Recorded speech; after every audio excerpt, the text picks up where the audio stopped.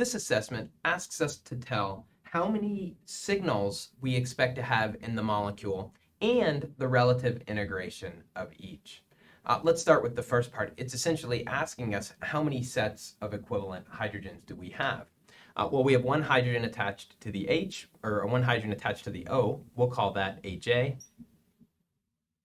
We have a CH2 that is next to a hydroxyl group and another CH2. We'll point out that the two of those are both going to be HBs. This CH2, a little bit farther removed from the hydroxyl, so distinct from the HBs, these would be HCs.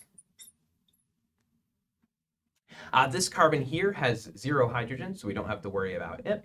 And then the 3 methyl groups, I'm not going to draw out all of them, I'll just write them as CH3s.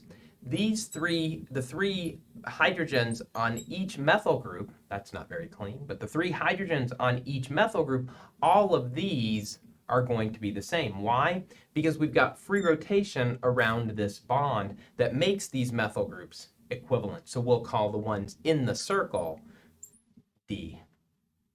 Now, what's their relative integration? Well, for A, we only have 1 hydrogen, so we would expect it to integrate to 1. Its signal would integrate to 1.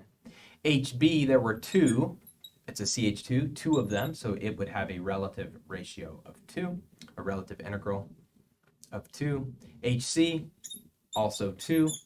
We said there were no hydrogens here. We don't need to show anything that. The D, representing these 3 methyl groups, would integrate to 9.